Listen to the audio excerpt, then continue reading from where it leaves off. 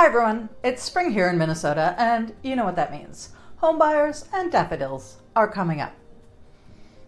Yep, the spring housing market is taking off here in the Twin Cities.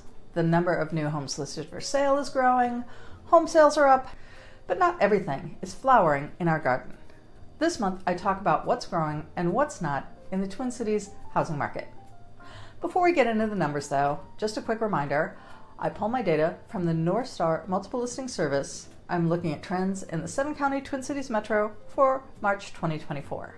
Now, if you have specific questions about buying or selling a home in a particular community or neighborhood, feel free to reach out to me. I'm happy to do a customized analysis of your market. And if you like what you see here, go ahead and hit that subscribe button. I appreciate it. All right, let's start with what's growing. New listings. The number of new homes coming to market continued to grow at a modest pace last month. In March, we saw the total number of new home listings jump by about 500 from February and about 5% from the previous March. So that's good news. The biggest bump in new listings last month came in the $300,000 to $500,000 price range. Also good news. The number of new listings in that price point jumped 15% compared to last year. And the number of new homes listed for sale in that price bracket has more than doubled since December. We're not seeing exactly that same trend in other price brackets. New home listings under $300,000 were down about 8% in March compared to a year ago. We are continuing to see the impact of rising home prices and higher interest rates on homes listed for sale in that lower price point.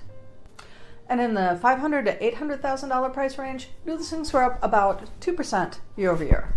New listings over $800,000 saw a healthier increase of about 7.7% year over year. All right, let's talk about the total number of homes for sale. That's an area where we've been a little challenged for a while, but there's good news there too.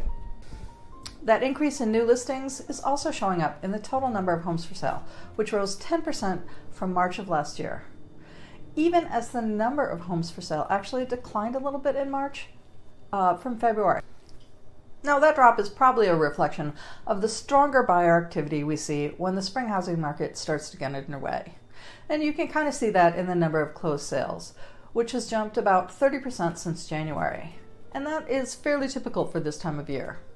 We're also seeing houses sell faster. The median number of days it took to sell a home in February was 37, and that dropped to 22 in March. Again, fairly typical for the spring market.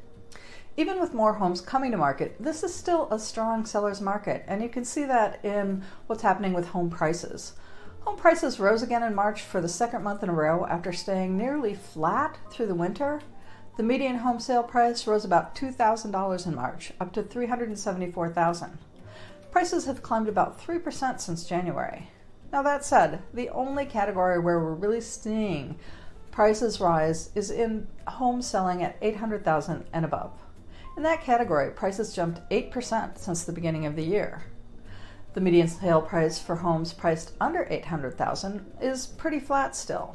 Now there was a small bump in January, from January to March in home selling from $300,000 to $500,000, but that was just about 1%. That's pretty much the same story when we look at average home sale prices over the past 12 months. Home prices are largely flat for home selling under $800,000. Just a reminder, the average sale price is the average of all the homes sold in the previous 12 months. The median sale price is the midpoint. Half of the homes sold above that price and half of the homes sold below that price. Now let's talk a little bit about interest rates.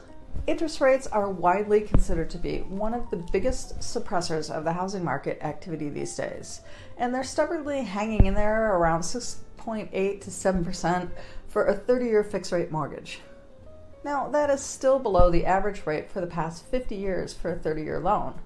But with those pandemic-era 3 and 3.5% rates still visible in the rearview mirror, sellers see that 7% interest rate as a real disincentive to trade in their low-interest mortgage for one at double the rate.